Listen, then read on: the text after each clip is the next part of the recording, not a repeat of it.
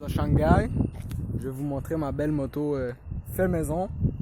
Donc voilà, c'est le modèle de la moto, c'est une Magicien 250. Donc c'est une copie d'une moto hors route des années 80, mais à 75%, donc elle est un petit peu plus petite.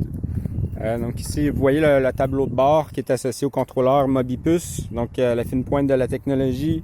On a des informations utiles telles que la vitesse, le voltage, l'état de charge de la batterie, la puissance au moteur, ainsi que la température du moteur et du contrôleur. Donc vous voyez ici, les côtés de la batterie sont protégés par des panneaux en mousse flexible, donc ça protège aussi des chocs. La batterie elle-même est dans une boîte en acier inoxydable qui est à l'épreuve de l'eau et des chocs. Donc on a changé beaucoup de composantes, les freins, la fourche avant, phare LED. Et puis là, comme vous voyez présentement, en fait, la moto est en marche. Donc elle est à on, c'est un petit peu traître, contrairement à une moto à essence où bon, le son du moteur nous prévient que la moto est prête à partir. Dans ce cas-là, ici, dans la moto, a un système pour être à l'épreuve des idiots. Donc, si quelqu'un vient tourner la poignée lorsque la moto est en marche, en fait, elle va pas pouvoir démarrer à moins que la béquille soit relevée. Donc, ici, il y a un interrupteur qui va donner un signal de frein au contrôleur lorsque la béquille est relevée. Donc, maintenant, la batterie, la moto peut démarrer. Donc, voilà, ici, on a remplacé le bouchon d'essence par un voltmètre. C'est surtout cosmétique, mais quand même, c'est une information utile. Ici, il y a le freinage régénératif. Donc, le levier original de transmission a été relié à un potentiomètre qui va donner un signal au contrôleur et gérer le frein moteur. Donc, le moteur que voici, qui est un moteur Chuanchun 3000 watts, qui est capable de puissance de pointe jusqu'à 30 000 watts. Le contrôleur, lui, est capable de 55 000 watts. La batterie, plus de 100 000.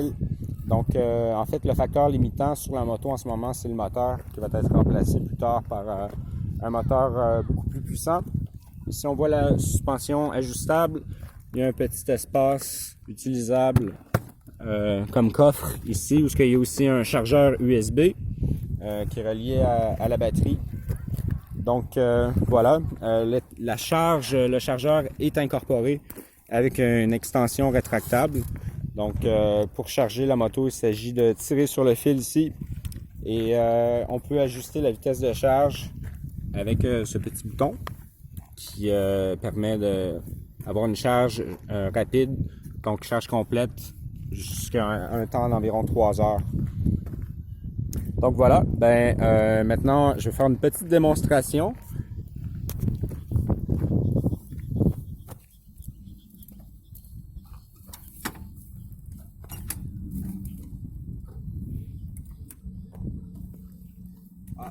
Voilà, j'ai parlé trop longtemps. Donc la moto en fait c'est désactivé, donc c'est une deuxième sécurité en fait qui est du contrôleur.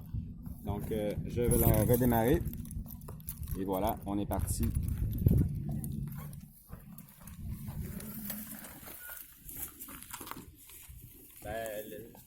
Lève-toi direct parce que tu vas recevoir des roches dans la face.